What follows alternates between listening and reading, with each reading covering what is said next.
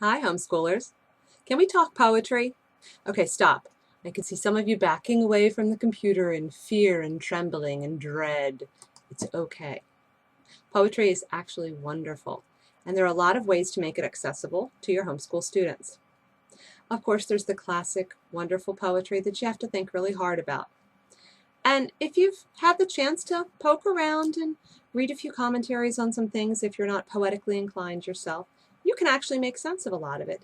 It's not that difficult, honestly. For example, here's a little Christina Rossetti. Does the road wind uphill all the way? Yes, to the very end. Will the day's journey take the whole long day? From morn to night, my friend. But is there for the night a resting place? A roof for when the slow dark hours begin? May not the darkness hide it from my face? You cannot miss that inn. Shall I meet other wayfarers at night? Those who have gone before. Then must I knock or call when us in sight? They will not keep you standing at that door. Shall I find comfort, travel sore and weak? Of labor you shall find the sum. Will there be beds for me and all who seek? Yea, beds for all who come. It's really not all that hard to understand if you just take a little bit of time with it. And one that's only 4 stanzas long and that deals with a sort of universal theme like that, the journey of life, the journey of the Christian faith, the recognition that as that journey ends in death, that there's some fear and some concern about it, but that there's that reassurance of our eternal home, beds for all who come. Even things like Christina Rossetti, definitely not out of reach. Don't be afraid of it. But I'll tell you what, one of the best ways to face your fear of poetry, if you have one, is to take a giant step backwards and to play. There's lots of poetry available that is not as intimidating as some of the stuff that we typically think of as poetry that must be learned. For example, here's a little something from T.S. Eliot's Old Possum's Book of Cats. I love to start poetry with kids with this book. Macavity, the Mystery Cat, by T.S. Eliot.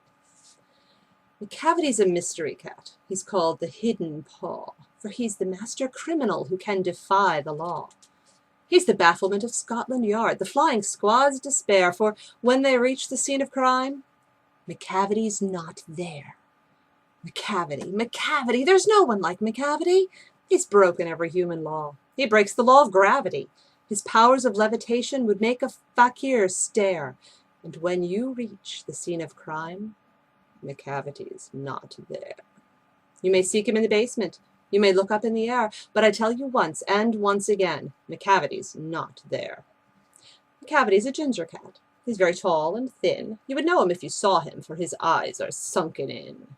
His brow is deeply lined with thought. His head is highly domed. His coat is dusty from neglect. His whiskers are uncombed. He sways his head from side to side with movements like a snake. And when you think he's half asleep, he's always wide awake.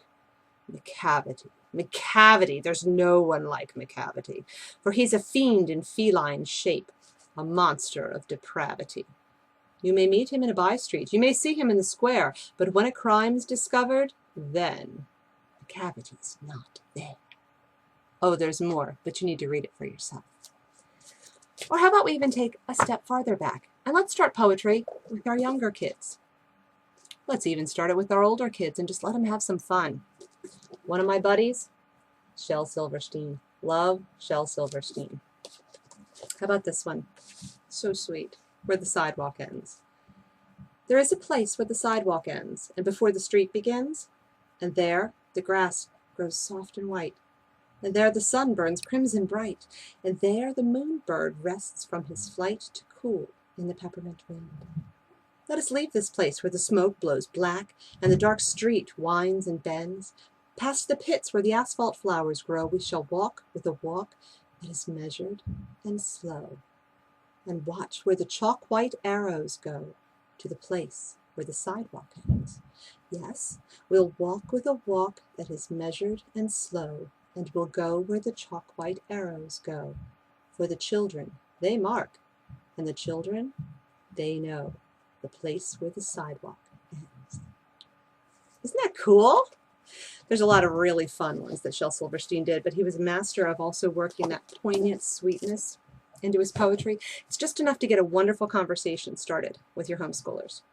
Now, if you are someone who is intimidated by poetry, totally getcha, not a problem. You just need somebody to hold your hand a little bit.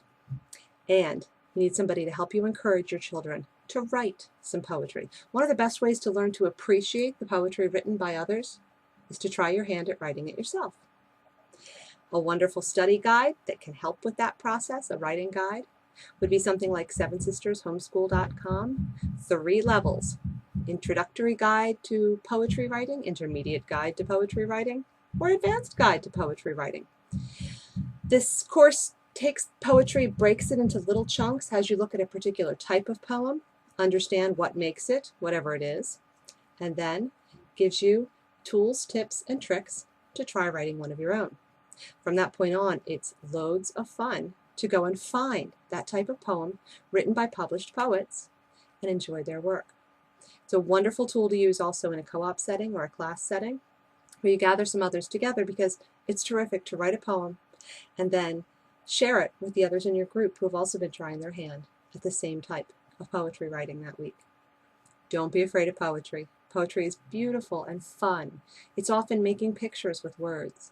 It's creating emotions with words. Well, you just have to give it a shot to find out, don't you? We've worked on it in our homeschool. You should try working on it too.